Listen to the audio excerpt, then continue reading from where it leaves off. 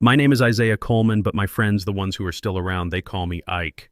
I'm 70 years old, and for the last 6 months, I've been watching my two sons and their wives look at me not as a father, but as a bank account with a rapidly approaching expiration date. Last month, they invited me to a fancy dinner at a restaurant where the plates are bigger than the meals. It wasn't to check on their grieving father. It was to present me with a glossy brochure for a retirement home and a detailed plan to sell the house my wife Rosemary and I built with our own hands. I just smiled, sipped my water, and told them I'd think about it. The very next morning, I called my lawyer. And that brings us to now. We're all sitting in our conference room, the air thick with greed, and I've just handed them a folder. They thought it was my will, a preview of the jackpot they were about to hit. It's not. It's an itemized invoice for their disrespect, a receipt for their greed, and they've just started screaming. Before I tell you exactly what was in that folder and what my lawyer said next that made them go completely silent, please let me know in the comments where you're listening to my story from. And hit that like and subscribe button if you believe that respect is something you earn, not something you inherit. To understand their screams, you have to understand the silence that came before them. After Rosemary passed, the silence in our house was a physical thing. It was heavy, and the only thing that ever broke it was the ringing of the telephone. It was always one of them, always wanting something. The first call that week came on a Tuesday. It was Brenda, my oldest son Malik's wife. Her voice was like cheap syrup, sticky and unnaturally sweet. Ike. How are you feeling, sweetheart? Are you eating right? I worry about you all alone in that big house. I told her I was fine. I'd been managing on my own for 70 years. I could still make myself a sandwich. She laughed a brittle sound. Of course you can. You're so strong. That's what Malik always says. My dad is the strongest man I know. That's why we felt we could come to you with this. It's an opportunity, Ike. A once-in-a-lifetime real estate deal, but we have to move fast.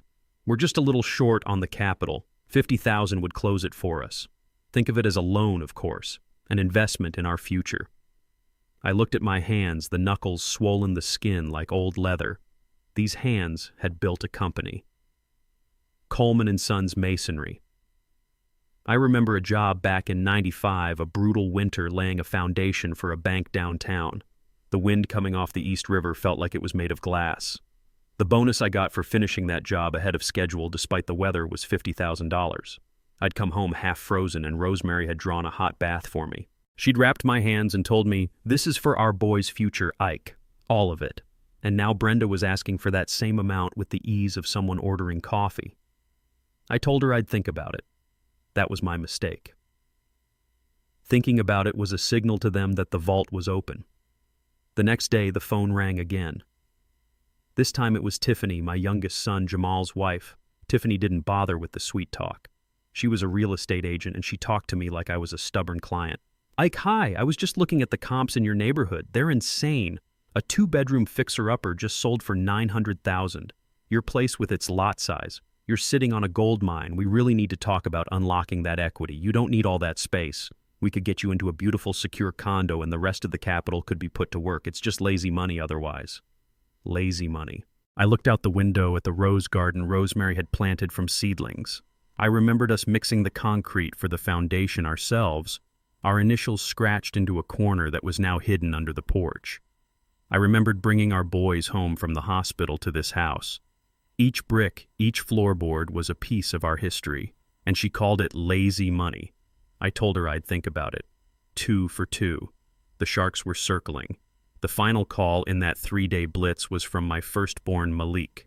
He didn't ask for money. He was too proud for that. He let his wife do the dirty work. Instead, he complained. He complained about his boss, about his job in middle management at some logistics company. "It's a dead end, Dad," he said, his voice heavy with self-pity. "I'm meant for more than this. I have your ambition, your vision. But I'm stuck, man. Just stuck in the rat race. My vision, I wanted to laugh. My vision had involved getting up at 4 a.m. every morning for 40 years. My vision involved hauling bricks and mixing mortar until my back screamed. I had a vision, all right. It was the sign I had custom made when the boys were in high school. A big, proud sign that read Coleman and Sons Masonry. I hung it over the entrance to the yard where I parked the truck and the mixers. I took them to job sites after school and on weekends. I wanted to teach them the trade, teach them the dignity of building something real with their own hands. I wanted to give them a kingdom, but they didn't want it. Malik complained that the dust messed with his allergies. Jamal, who was always softer, said the work was too dirty, too hard. They wanted clean hands. They wanted college degrees that led to corner offices. They looked at my life's work and saw only dirt and sweat, so I took their names off the sign. It just became Coleman Masonry. I understood. A father is supposed to want more for his children. So Rosemary and we paid for their expensive colleges. We helped with the down payments on their suburban houses. We gave them the life of clean hands they wanted. A few years ago, with my back finally giving out, I sold the business and the properties we'd accumulated. The final number after taxes was $2.1 million. It was the money from the kingdom my sons had rejected. And now they had returned not to claim the throne, but to strip the castle for cash. After Malik's call, the phone was quiet for a day. I tried to find some peace in my workshop, the smell of sawdust and wood oil a small comfort. But I knew it wasn't over. They were coordinating, strategizing, and sure enough, the call came that evening. It was Malik again, his voice different. It was firm, organized. "Dad," he said, "we've all been talking. Me, Jamal, Brenda, and Tiffany. And we're worried about you. We're very, very worried. We've booked a table for dinner on Friday night at the Sterling. We need to have a real talk, a family meeting, about your future, for your own good." There it was, the final, polite, loving threat. A family meeting. I felt a cold knot tighten in my stomach, but I also felt something else. A strange clarity. The fog of grief was finally lifting, and I was seeing my sons for exactly who they were. I knew it was an ambush, and I decided right then and there that I was going to walk into it, but I wasn't going to walk in unarmed. "That sounds lovely, son," I said, my voice calm. "I'll be there." That Friday, I put on the good wool sweater Rosemary had bought me for my last birthday and drove to the restaurant. It was called the Sterling, the kind of place Tiffany probably saw in a magazine. It wasn't warm or welcoming. It was an exercise in expensive, uncomfortable modern design. The chairs were hard, the lighting was dim, and the music sounded like a robot having a panic attack. It was the perfect place for an ambush. They were already there, seated at a round table in the center of the room, a little island of predators waiting for their prey. They all stood up when I approached, their smiles wide and brittle. They hugged me, but their hugs had bones in them, all angles and agendas. "Dad, you look great," Malik said, clapping me on the shoulder a little too hard. "Ike's so wonderful to see you out of the house," Brenda cooed, her eyes scanning my sweater, probably calculating its cost. The dinner conversation was a carefully choreographed dance of meaningless questions. They asked how I was sleeping, but started talking about their own stressful work weeks before I could answer. They asked if I was eating well, then Jamal launched into a long story about a new diet Tiffany had him on. They weren't having a conversation with me, they were performing for each other, each one playing their part in the production of The Caring Family. Brenda, as always, led the charge. She talked about a charity gala she was organizing. Tiffany talked about a multi-million-dollar property she was about to close on. It was all designed to make them sound important, successful, and responsible. It was designed to make me feel old, out of touch, and dependent. A relic from another time who couldn't possibly manage his own affairs. I just nodded and sipped my water. I was a rock in the middle of a stream, and I let the water of their words just flow around me. I watched the way Brenda would glance at Malik for approval after making a point. I saw the quick, nervous look Jamal gave Tiffany before he spoke. They were a team, and their goal was sitting right in front of them. Finally, after the plates were cleared away, Malik leaned forward, placing his hands flat on the white tablecloth as if he were about to announce a corporate merger. The performance was over. The real meeting was about to begin. "Dad," he said, his voice taking on that serious, condescending tone he probably practiced in the mirror. "The reason we're all here tonight, the real reason, is that we're worried." Malik let the word worried hang in the air for a moment, letting its fake sincerity settle over the table. Then Brenda, his wife, took her cue perfectly. She reached into her expensive leather handbag and pulled out a glossy folder, placing it on the table with the reverence of a priest presenting a holy text. She slid it in front of me. On the cover, in elegant gold script, were the words, "Golden Meadows Retirement Community," under a picture of two smiling, silver-haired strangers playing chess in a sun-drenched garden. "We're worried you're lonely, Ike." Brenda began, her voice dripping with practiced empathy. "We're worried about you in that big house all by yourself. The stairs, the yard work, the upkeep. It's too much for one person. We want you to have peace of mind. We want to have peace of mind knowing you're safe and cared for." She opened the folder. Inside were pictures of sterile-looking rooms, a community dining hall that looked like a hotel cafeteria, and a schedule of activities that included things like chair yoga and bingo night. It was a blueprint for a life where every minute was managed a beautifully packaged prison. "Golden Meadows isn't just a facility, Ike, it's a community," she continued, pointing to a photo of a smiling nurse.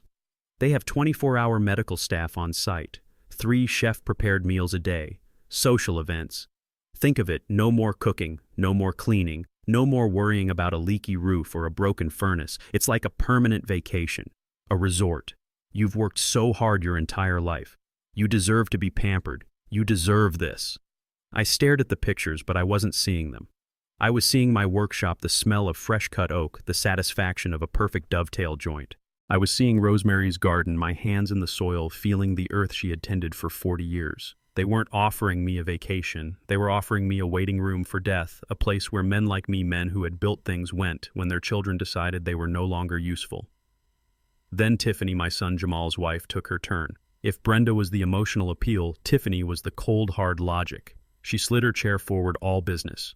"Now, I know what you're thinking, Ike. This level of care is a significant investment, and it is. But the best part is, it won't cost you a thing. In fact, this plan will make you money." She pulled out her phone, tapping on a calculator app. "I've run the numbers. The market in your Queens neighborhood is on fire. It's one of the hottest areas in the 5 boroughs right now. Your house with the double lot, it's a developer's dream. We could list it tomorrow and start a bidding war. We could easily clear $2 million, maybe more." Jamal, my youngest, who had been silent until now, finally spoke up, his eyes avoiding mine. "We just want you to be comfortable, Dad. No more financial worries. Ever. Comfortable." They wanted to sell the diary of my life, the very heart of my marriage, to their mother so I could be comfortable. Brenda delivered the final part of the pitch, the part that tied it all together in a neat, selfish bow.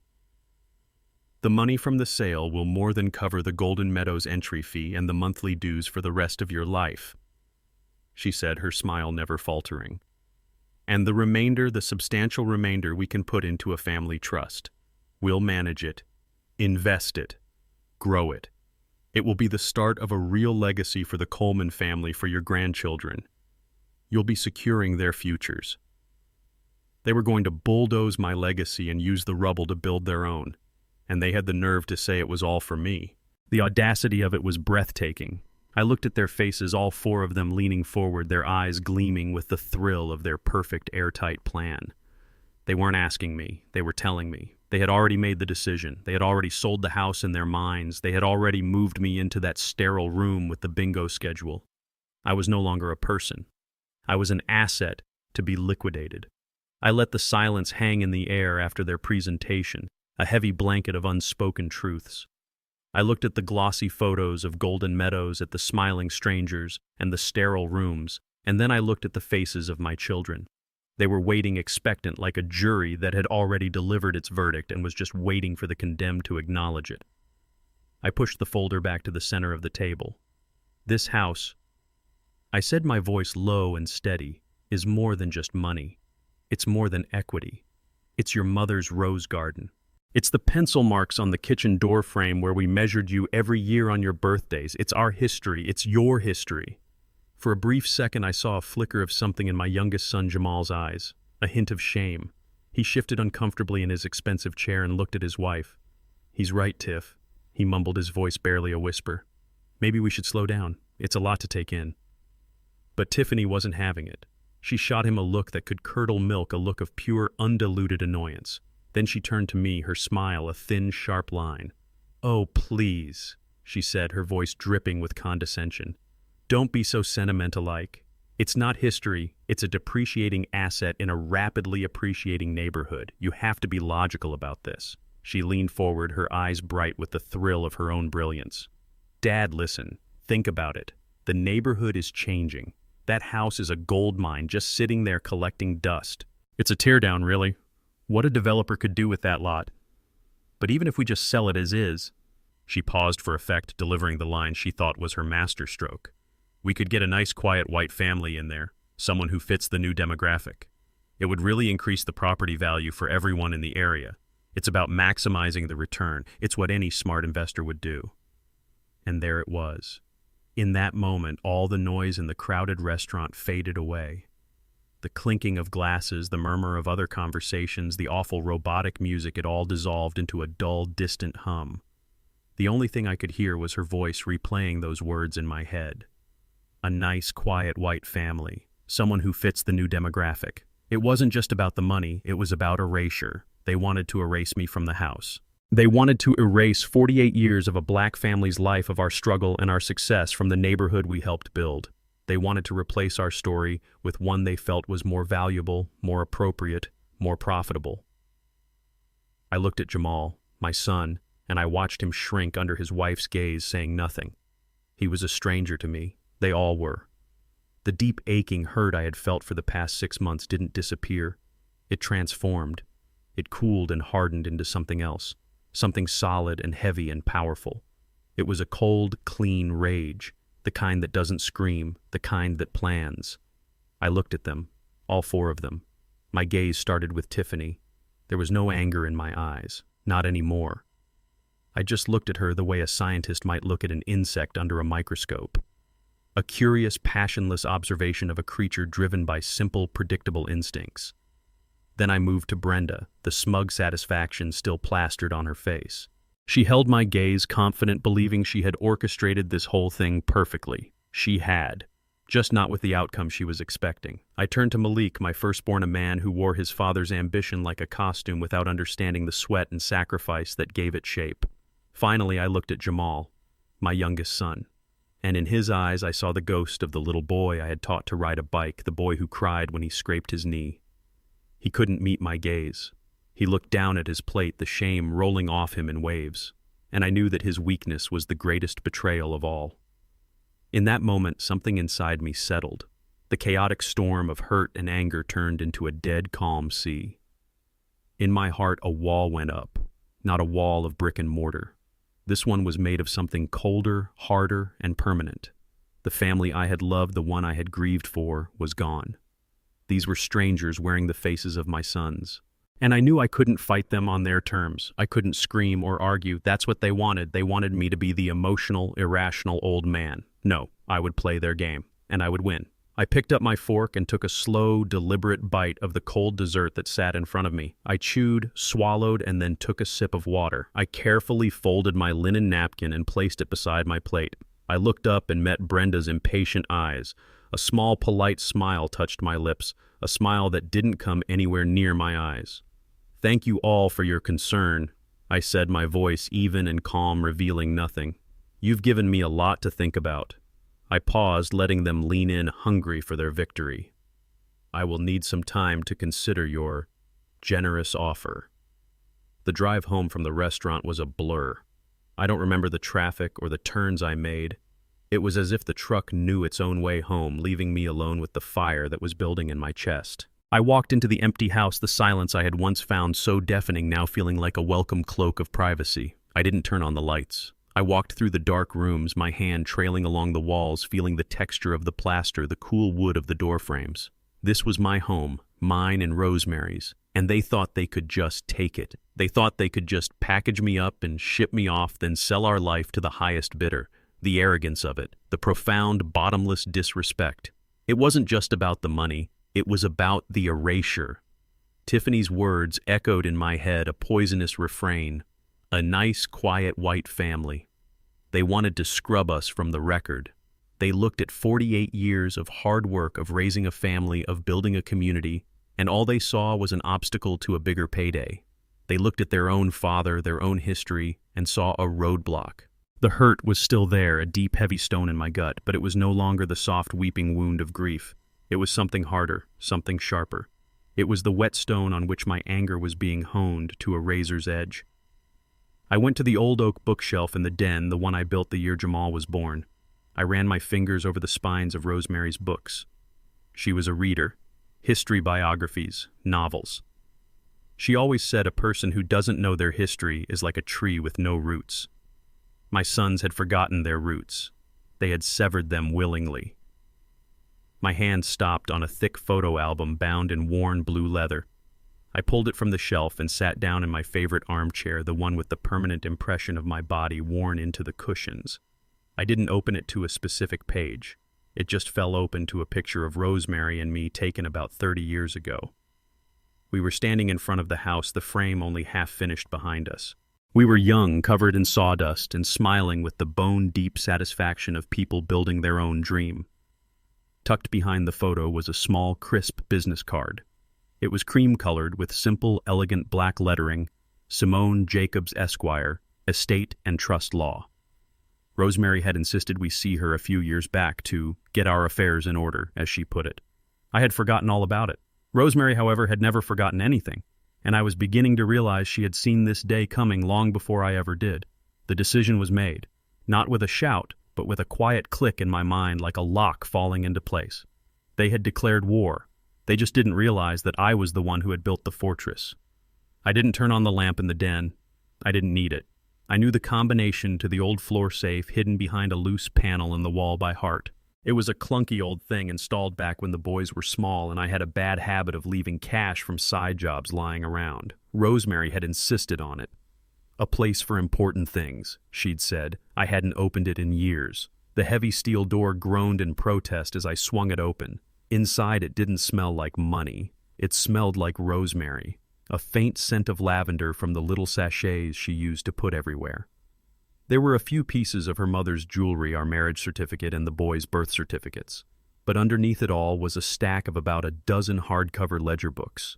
Simple black and white marbled covers, the kind accountants used before everything went digital. I pulled one out. On the spine in Rosemary's neat, perfect cursive, it read, Coleman Family Ledger, 1995-2000. I took the stack of books to the armchair and finally switched on the small reading lamp beside it. The warm light fell across the pages. My heart started to beat a little faster. These weren't just business ledgers. I opened the first one. Every page was a testament to my wife's meticulous nature. Dates, amounts, reasons. She had recorded everything. And I mean everything. Not just the big loans for house down payments. It was all here. The $5,000 to bail Malik out of a bad business deal he made in his 20s. The $10,000 to pay off Jamal's credit card debt after his first year of college. The money for cars, for vacations, for tuition, for their wives' graduate degrees. It was a secret history of our family, a story of endless giving on our part and endless taking on theirs. My hands started to tremble as I turned the pages. It was more than I ever imagined. The numbers just kept adding up, a tidal wave of entitlement. And then I saw her notes tucked into the margins of the pages. Her neat script was a little shakier in these notes, as if she was writing them late at night when the house was quiet.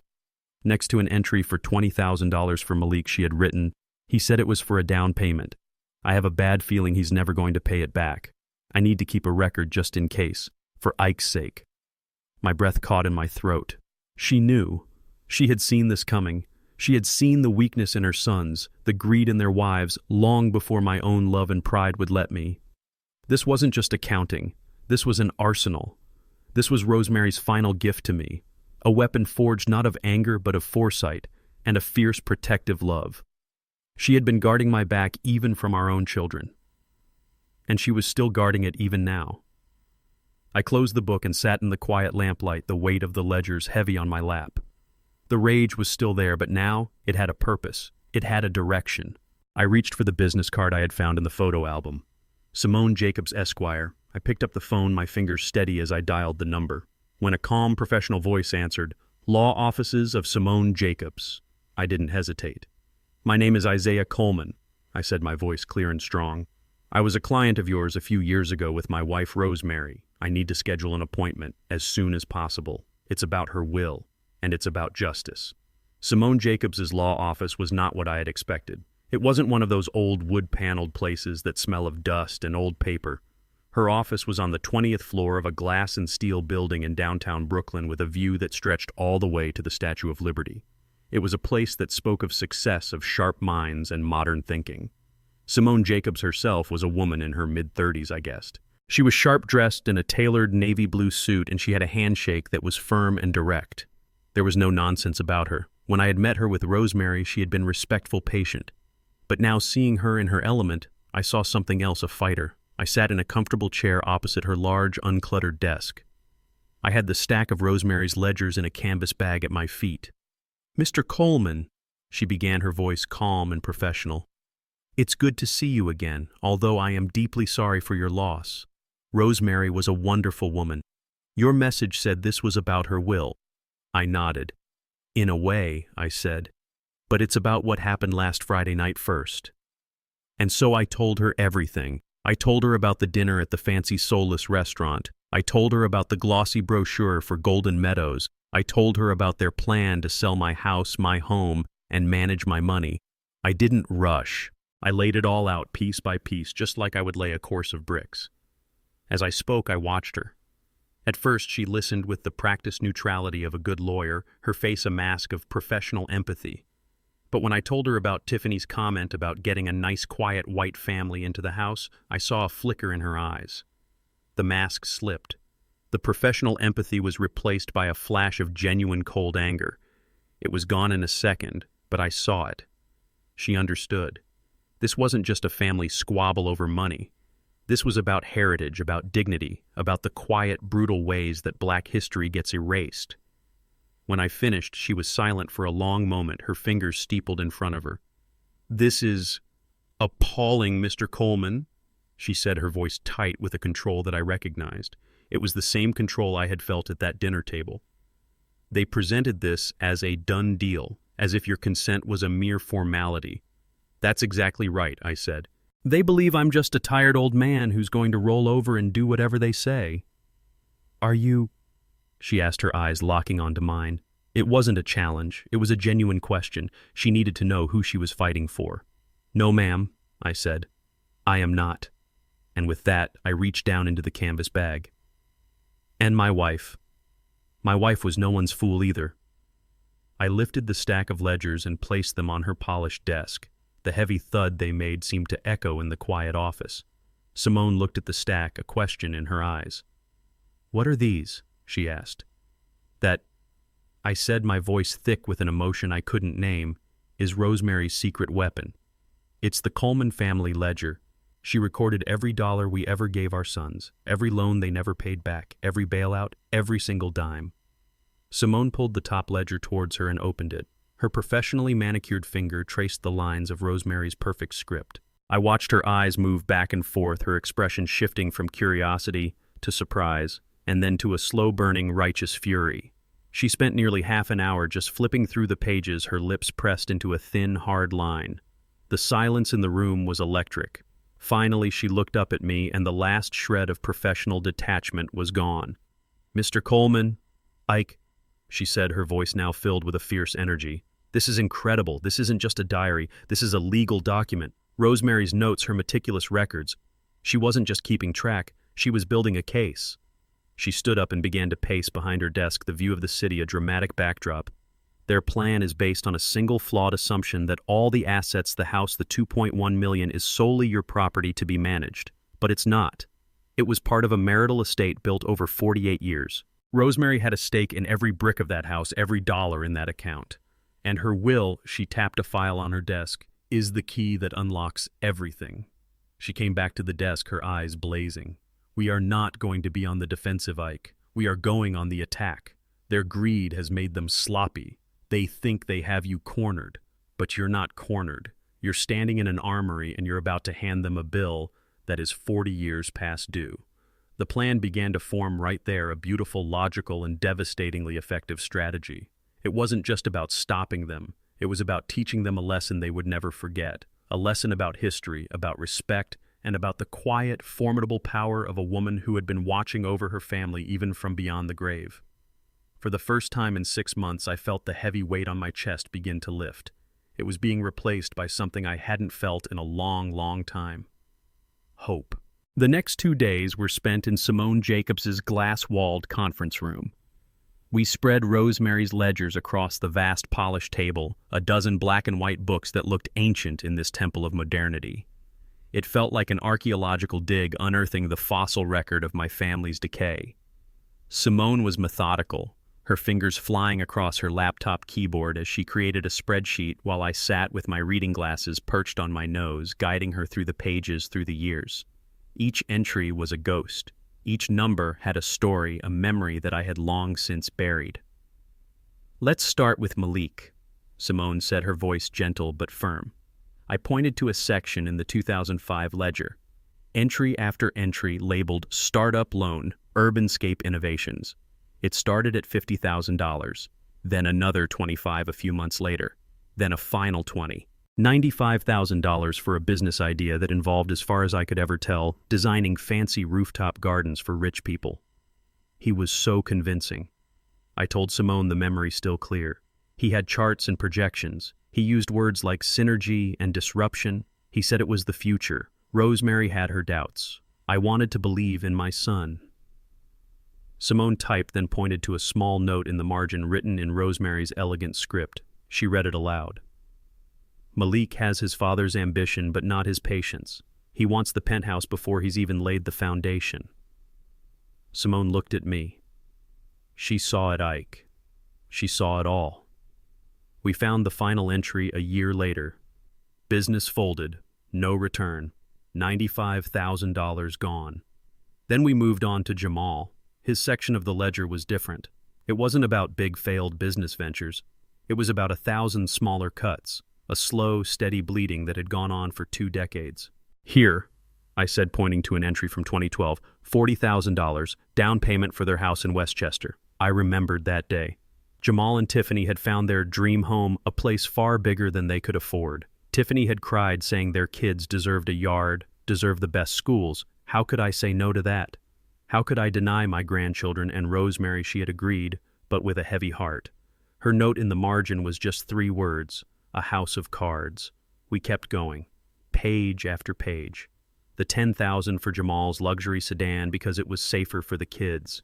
The $15,000 for a family vacation to Italy that I saw on social media because they needed to make memories. Then there was the tuition for the grandkids' private school, a bill that came to us every single year totaling over $150,000. With every entry Simone added to the spreadsheet, I felt a piece of my own ignorance fall away. I had seen these as individual acts of love, of fatherly support. But laid out like this in the stark, undeniable black and white of Rosemary's accounting, I saw the pattern. It was a strategy, a sustained campaign of financial exploitation masked by the language of family and need. I could see the moment the demands escalated. It was right after each of them got married. Brenda's influence on Malik was clear, pushing him towards bigger risks, bigger asks. And with Tiffany, Jamal's spending had quadrupled. It was a constant performance of wealth, a lifestyle funded by our life's work. By late afternoon on the second day, Simone stopped typing. She spun her laptop around to face me. On the screen was a single number at the bottom of a very long list. My breath caught in my chest. I had never seen it all added up like that. It was a number that represented houses and cars and college degrees and vacations I had never taken. It was the price of my blindness. The grand total. Simone said, her voice cold and precise. Not accounting for nearly 30 years of inflation is $622,450.87. She didn't have to say anything else. The number spoke for itself. It was more than a quarter of my entire net worth, given away, siphoned off year after year. "This isn't just them taking advantage of your generosity, Ike," Simone said softly, her professional anger giving voice to my own. "This is a textbook case of sustained emotional and financial exploitation, and thanks to Rosemary," she patted the stack of ledgers, "we have 40 years of meticulously documented evidence to prove it." I looked at the number on the screen, and I didn't feel sadness. I didn't even feel anger anymore. I just felt a profound, heavy clarity. This number was not a loss. It was the price of a lesson I had finally learned, and the bill was about to come due. After the shock of that final number settled in the room, Simone pushed the ledgers gently to one side of the massive conference table. The audit was complete. Now the real work began. She picked up a thin navy blue file folder. On the tab in her own crisp handwriting it said Coleman Rosemary A. She opened it and the entire energy in the room shifted. We were no longer looking at the past. We were planning the future. Their entire strategy, Ike, she began, her voice sharp and focused, is built on one fundamentally flawed assumption. They believe that upon your wife's death, you became the sole undisputed owner of all marital assets. They think the house is yours, the $2.1 million is yours, and therefore it's all subject to your decisions. Their plan is to influence pressure, or if necessary, legally challenge your ability to make those decisions. They see you as the king on the chessboard, and their goal is to checkmate you. She leaned forward, a grim, satisfied smile on her face. But they're playing the wrong game. They don't realize that the queen is still on the board, and she's more powerful than they could ever imagine. She turned a page in the file. When Rosemary and I drafted her will, she was very, very specific. She didn't just say, "I leave everything to my husband." That would have been too simple, and it would have left you vulnerable. Instead, she invoked her legal right to dispose of her half of the marital estate as she saw fit. My heart began to pound. I had been there when she signed the papers, but in the haze of my early grief, the details had been a blur. "What did she do, Simone?" I asked, my voice barely a whisper. "She created a fortress," Simone said, her eyes gleaming with admiration. "Upon her death, her will stipulated that 80% of her share of our combined assets would be placed into an irrevocable charitable trust." She let the words sink in. An irrevocable trust. Something that could not be undone, not by me, not by my sons, not by anyone. You, Ike, were named as the executor of her estate. That means you don't just have a choice in the matter. You have a sworn legal duty to enact her final wishes. You are not just a grieving husband they can push around. You are the legal instrument of your wife's final command. It was brilliant, a move so far ahead of anything I could have conceived. "A charitable trust?" I asked. "What for?" Simone's smile widened. "This is the most beautiful part, Ike." She gave it a name. It's called the Rosemary Coleman Foundation for Young Artisans. Its sole purpose is to provide scholarships and tool grants to young men and women from your neighborhood in Queens who want to enter the skilled trades. Masonry, carpentry, plumbing, electrical work. All the things she watched you do with such pride. The air left my lungs. I leaned back in my chair, the sheer breathtaking genius of my wife washing over me. The legacy my sons had rejected, the life of dirty hands. They had looked down on, Rosemary had enshrined it. She had taken the fruits of that labor and planted a garden for a new generation of builders right in the community we came from. She wasn't just protecting me from their greed. She was ensuring that the spirit of our life's work would continue long after we were all gone. She was playing chess while I was still playing checkers. I felt a wave of love for her so powerful it almost brought me to my knees. She was gone, but she was still here, still fighting for me, still showing me the way. Simone saw the look on my face and nodded softly. She was a remarkable woman, Ike. Now it's our turn to honor her legacy and execute her plan. I left Simone's office that afternoon with a clear head and a heavy heart. The plan was in motion. All that was left was for me to play my part. I waited until the next day. I let them sweat for a night, let them wonder. Then from the quiet of my own kitchen with the stack of Rosemary's ledgers sitting on the table like a silent jury, I made the call. I dialed Malik, my eldest. He picked up on the second ring, his voice wary, cautious. "Dad, everything okay?" I took a deep breath and summoned the voice of a broken man. I made it sound thin, brittle, like an old piece of wood on the verge of snapping. I hated the taste of the words in my mouth, but every lie was a nail in their coffin. "Son," I began, letting out a long, weary sigh. "I've had some time to think. About our dinner, about everything." I let the silence hang there, forcing him to speak. "And?" he asked, unable to hide the impatience in his voice. "You were right," I said, the words feeling like ash in my mouth. "You were all right. It's too much for me now. The house, the yard, the memories. I'm tired, Malik. I'm just so tired." I could almost hear the triumphant smile forming on his face through the phone. His voice changed, becoming thick with fake sympathy. "Oh, Dad, we're so glad you see it our way. We were so worried. This is for the best, really. For everyone." "I know, son," I said, playing my final card. "That's why I've already called my lawyer, Ms. Jacobs. I've asked her to arrange a meeting for next week, to go over the will, the paperwork for the house sale, all of it. I want to get my affairs in order before I make the move. That was the magic word. The will. The final confirmation of his victory. The excitement in his voice was now impossible to contain. Of course, Dad.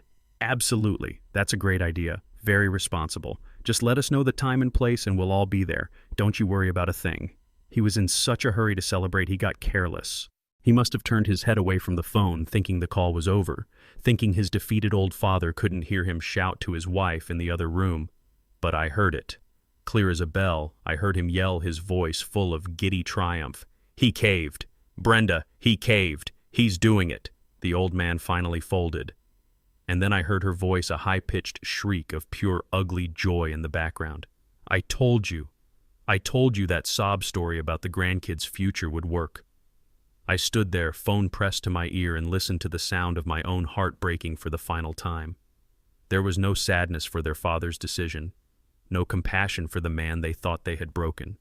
Just the raw, naked sound of a successful corporate takeover. They had taken the bait. All of it. I quietly pressed the end call button, cutting off their celebration. The trap was set. Now all I had to do was wait for them to walk into it. The day of the meeting arrived with a crisp autumn chill in the air. I walked into Simone Jacobs's conference room 5 minutes early. I wanted to be seated to be a fixed point in the room when they arrived. And arrive they did exactly on time, not as a family, but as a corporate raiding party. They were dressed for the occasion. Malik and Jamal wore sharp, dark suits. Brenda was in a tailored red dress that probably cost more than my first car, and Tiffany wore a cream-colored pantsuit that looked like it was made for closing a hostile takeover. They filled the room with an energy that was loud and self-congratulatory, a stark contrast to the quiet dignity of the space. They greeted me with the same hollow, bony hugs as before, their eyes already looking past me, scanning the room as if they were assessing its value. "Nice place, Dad," Malik said, taking the seat opposite me. "Must be costing you a pretty penny." Brenda sat beside him, placing her designer handbag on the table with a soft thud. "It's an investment, honey," she said, winking at Malik. "An investment in a smooth professional transition for the family." They didn't even try to hide it. They were buzzing electric with their impending victory. Tiffany pulled out her phone and started scrolling through pictures. "I was talking to a designer this morning," she announced to no one in particular, though her voice was loud enough for everyone to hear. "She has the most incredible ideas for the Queen's property. We'll have to gut it, of course. Open concept. Lots of glass. It's going to be spectacular." Jamal nodded along eagerly like a puppy waiting for a treat. "She thinks we can flip it for at least 3 million, maybe 3.5 once it's done," he added, looking to his wife for approval. I just sat and watched them. I watched them divide up my life, my home, my legacy, like vultures divvying up a carcass. They spoke of my future as a settled matter, a logistical detail in their grand financial plan. They had forgotten I was even in the room. I was no longer a father. I was a transaction. And as Simone Jacobs walked into the room, a stack of files in her arms and a look of cold, sharp focus on her face, I knew with absolute certainty that this transaction was about to be declined. Simone Jacobs sat at the head of the table and placed her files neatly in front of her. The air was thick with anticipation. My children and their wives leaned forward in their chairs, their eyes fixed on the file that presumably contained my last will and testament. They looked like runners in their starting blocks waiting for the pistol shot that would begin their race to riches. Simone cleared her throat to speak, but I gently raised my hand, a small gesture that silenced the room. All eyes turned to me. "Before my lawyer begins," I said, my voice calm and even, cutting through the tense silence, "I think it's important that we have a clear and honest accounting of the past. You've all presented me with a very detailed plan for my future, a future based on your concerns and your numbers. I agree that any plan for the future must be built on a foundation of truth. And the truth," I paused, letting the words settle, "is always in the numbers." I reached down into the simple canvas bag I had placed by my chair. I didn't pull out one folder, I pulled out 4. They were simple manila folders, but each one was thick and heavy with paper. On each tab a name was neatly written. Malik and Brenda. Jamal and Tiffany. I took the first 2 and slid them across the polished wood of the table until they stopped directly in front of Malik. Then I slid the next 2 over to Jamal. They stared at the folders as if they were venomous snakes. The smug confidence on their faces was replaced by a look of profound confusion. Brenda was the first to speak, her voice sharp with annoyance. "What is this, Ike, some kind of last-minute sentimentality? We don't have time for scrapbooking." I said nothing. I just looked at her and nodded toward the folder. Hesitantly, Malik opened his. His eyes fell on the cover sheet, and I watched the color drain from his face. Jamal and Tiffany quickly followed suit, and a wave of shocked silence washed over their side of the table. As they stared frozen, I described what they were seeing, my voice a quiet, steady narration of their own history. The cover page, as you can see, has a title, The Coleman Family Ledger, an Accounting of Investments Made. And below that, a final number, the total sum of money Rosemary and I gave you over the past 30 years. I believe for you, Malik and Brenda, that number is $345,000. And for you, Jamal and Tiffany, yours is a little less, $277,000. Tiffany let out a small, strangled gasp. Her mind, the mind of a real estate agent, was probably the quickest to grasp the enormity of that figure. They began flipping through the pages frantically, their hands trembling. The first section, my voice continued calm and relentless, is labeled No Interest, No Term Loans. That was your mother's polite term for gifts you never intended to pay back. Then comes Educational Investments, for the college degrees you earned and the graduate programs your wives attended. That's followed by Emergency Bailouts, a section I see is particularly long in your folder, Malik. But it was the last section that truly broke them. And at the very back, I said, my voice softening slightly, you will find scanned, high-resolution copies of your mother's handwritten notes from the margins of her ledgers. I watched Brenda's eyes scan a page. I knew the one she was reading. It was a note next to a $50,000 entry for one of Malik's failed businesses. Malik came to us with charts and dreams today, Rosemary had written. I pray he succeeds, but I fear he has his father's ambition without his willingness to get his hands dirty. I am giving him this money out of love for my husband, not faith in my son. The screaming hadn't started yet. That would come later. For now there was just a beautiful, stunned silence. The silence of a perfectly executed trap, as four people were forced to read the story of their own greed written in their dead mother's hand. The stunned silence held for a long, beautiful moment. It was the sound of four greedy minds frantically trying to process a reality they had not prepared for. Brenda was the first to break. Her chair scraped loudly against the floor as she shot to her feet, her face a mask of furious disbelief. "What is this?" she hissed, her voice trembling with rage. "What is this nonsense? An invasion of privacy? That's what this is. Where did you get these? Did you forge them? You can't do this. These are just the ramblings of a sick old woman." Tiffany, her face pale and splotchy, quickly followed suit, her voice high and shrill. "This is completely inadmissible. It's hearsay. You can't just bring in some dusty old notebooks and pretend they're legal documents. Our lawyers will tear this to shreds. This is character assassination." The two women were a storm of denial and accusation, their voices rising, echoing off the glass walls of the conference room. My sons, however, were a different story. They were silent, stunned. They had just read their mother's private thoughts, her disappointment in them written in her own hand. Malik finally found his voice, but it was weak, sputtering. "Dad, this isn't what it looks like. We were always going to pay you back. Those were loans. When things got better, we were going to make it right." His words were hollow, a pathetic attempt to rebuild the fantasy that had just been shattered. Jamal, my youngest, said nothing at all. He just sat there staring at the folder, his face as white as a sheet. His silence seemed to infuriate his wife more than anything else. "Say something, Jamal," Tiffany shrieked, turning on him. "Don't just sit there like a child. Your father is sitting there accusing us of being thieves." And that's when their united front completely crumbled. They turned on each other, the greed that had bound them together now becoming the weapon that tore them apart. "I told you we should have been more careful," Brenda snarled at Malik. "I told you your father wasn't as stupid as he looked." Malik flinched as if she had slapped him. "Don't put this on me," he shot back. "Your can't-miss real estate deal is what cost us $50,000. I just sat there. I didn't say a word. I was the calm eye of the hurricane I had unleashed. I watched them. I watched the ugly, desperate panic that had replaced their smug confidence. It was all coming out now. The resentments, the blame, the years of whispered complaints. They weren't a family. They were co-conspirators in a failed heist, and they were trying to decide who was going to take the fall. My narration could have been written by Rosemary herself. She always said that pressure doesn't build character, it reveals it. And what was being revealed in this room was ugly, weak, and rotten to the core. And just like that, the performance was over. The screaming had finally begun. The chaos in the room reached a fever pitch. Brenda was yelling at Malik, Tiffany was screaming at Jamal, and my sons were just trying to defend themselves, their voices lost in the storm of their wives' fury. I remained silent, watching the alliances crumble, watching the ugly truth of their relationship spill out onto the expensive conference table.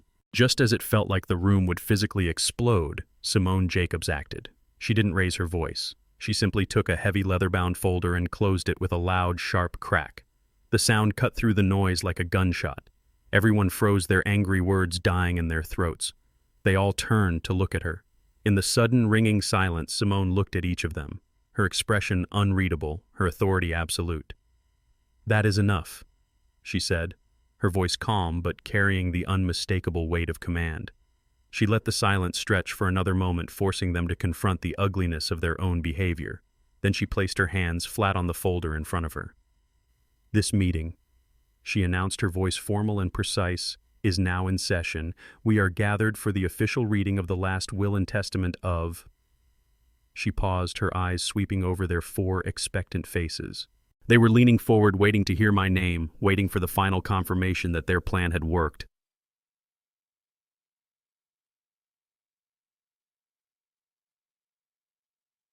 "Rosemary Ann Coleman." The words dropped into the room like stones into a perfectly still pond. 4 faces which had been contorted with rage and greed just moments before were now slack with utter uncomprehending shock. Brenda's mouth hung open slightly. Tiffany just stared, her eyes wide, blinking as if she couldn't understand the words she had just heard. They looked at me, then back at Simone, their minds scrambling to catch up. "What are you talking about?" Malik finally stammered. "Her will." "That was all settled years ago. Everything went to Dad." Simone gave him a thin, cold smile. "That is a common but incorrect assumption," she said, opening the folder. "Your mother was a far more sophisticated planner than you ever gave her credit for." She cleared her throat and began to read in a clear, measured voice. I listened, my heart swelling with a painful, profound pride. She read through the opening legal formalities, and then she arrived at the heart of the matter. "Article 4, she announced. "Disposition of marital assets." My narration could never do justice to the simple, devastating elegance of my wife's final words, but their meaning was clear.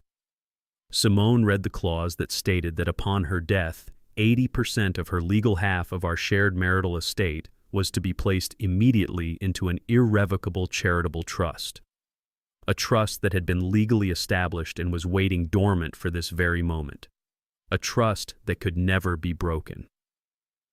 "The trust will be known," Simone continued, reading directly from the document, "as the Rosemary Coleman Foundation for Young Artisans. Its mission is to provide scholarships and tool grants to young men and women from the borough of Queens, New York, who wish to pursue a career in the skilled trades, including but not limited to masonry, carpentry, plumbing, and electrical work." She looked up from the page directly at my sons. The color had completely drained from their faces.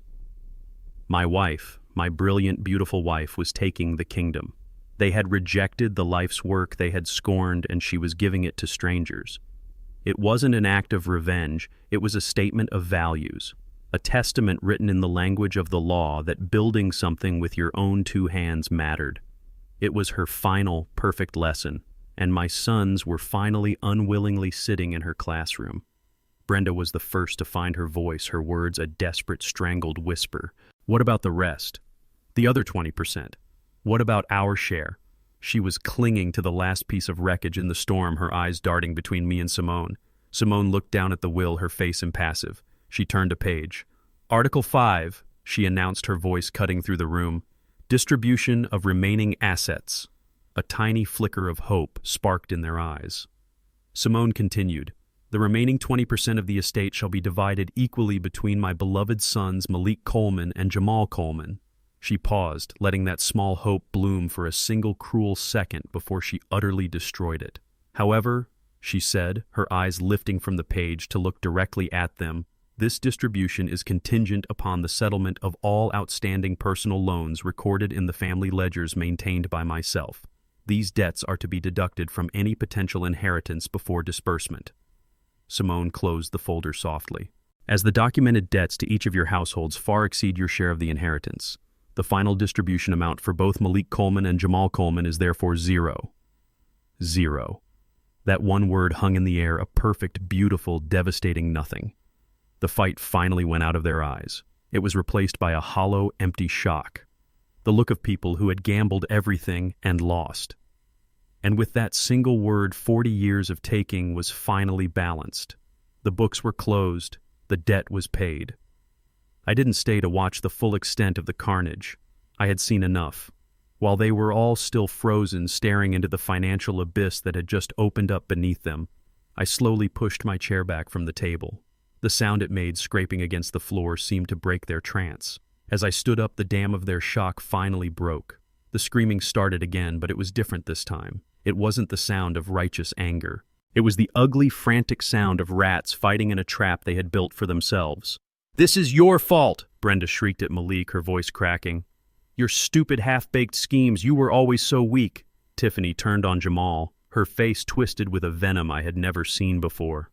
"I married you for a better life, not to be in debt to a dead woman," Jamal finally yelled back, his voice thin and reedy. "It was your idea to sell the house, your idea." Their voices rose in a chaotic symphony of blame and recrimination. I didn't say a word. I just looked at Simone, who gave me a small, almost imperceptible nod. My part in this was over. I turned my back on the screaming, on the hatred, on the wreckage of what was once my family, and I walked out of the room. Their shouts followed me down the long, quiet hallway, but with every step I took, their voices grew fainter. By the time I stepped into the elevator, the sound had faded completely, and all I could hear was the beautiful, welcome sound of my own peace returning to me at last. A year can feel like a lifetime, or it can pass in the blink of an eye. For me, it has been both. The year since I walked out of that conference room has been the quietest of my life, but it has also been the fullest. The house no longer feels empty. It's not filled with ghosts anymore. It's filled with purpose. Today, I'm not in my workshop. I'm standing at a podium in the auditorium of the local community college, the same one my sons refused to even consider attending. The room is packed, not with corporate raiders and expensive suits, but with hard-working families from my neighborhood. There are parents in work uniforms, tired but proud. There are young men and women, their faces bright with a nervous, hopeful energy. The banner hanging behind me says in elegant gold letters, "The first annual Rosemary Coleman Foundation for Young Artisans Award Ceremony." It's our first year, and we're giving out 10 scholarships, 10 full grants to cover tuition, and a complete set of brand new tools for a new generation of builders. I look out at the crowd and I see myself. I see Rosemary. I see the hunger and the hope of people who just want a chance to build something real, something lasting. When I call the last name, a young woman named Keisha Roberts, the whole room erupts in applause. She's a tiny thing, no more than 18 years old, but she walks up to the stage with a confidence that fills the whole room. She wants to be a master carpenter. I shake her hand and her grip is firm, her palms already calloused. I hand her the oversized check, and then I hand her a beautiful leather-bound toolbox, the same kind I would have given my own sons had they wanted it. She looks at me, her eyes shining with tears she refuses to let fall. "Thank you, Mr. Coleman," she says, her voice thick with emotion. "You don't know what this means. My dad, he was a builder too." I just smile and pat her hand. "Yes, I do, young lady," I say. "I know exactly what it means. Now go make your father proud. Make my wife proud." As she walks off the stage, clutching that toolbox like the treasure, it is a feeling of peace settles over me, so profound and complete, it feels like a warm embrace. This is my legacy. This is Rosemary's legacy. It's not in a bank account. It's not in a stock portfolio. It's here in the hands and the hearts of the next generation. As I stand here watching a new generation pick up the tools my sons threw away, I sometimes wonder what happened to them. I don't have to wonder too hard. The fallout from that day was swift and brutal. Malik and Brenda's marriage, a partnership built on greed, couldn't survive the sudden bankruptcy. They lost their house, their cars, and eventually each other. I hear he's working in logistics again, back in the same kind of middle management job he always despised. Brenda, I'm told, moved back in with her mother. Jamal and Tiffany tried to hold on. They sold their big house in Westchester and moved into a small apartment. But the foundation of their life together was just as rotten. Tiffany couldn't respect a man who couldn't provide the lifestyle she wanted, and Jamal couldn't live with a woman who only saw him as a failed investment. They separated 6 months ago. Sometimes late at night, Jamal calls me. The calls are awkward, full of long silences. He doesn't apologize, not in so many words, but he asks about the foundation. He asks about the young people we're helping. And in his questions, I hear the faint echo of the son I once knew. Maybe one day he'll find his way back. Maybe not. But my life is no longer defined by their choices. My days are filled with purpose. I spend my time in my workshop, not just building furniture, but helping the scholarship kids with their projects.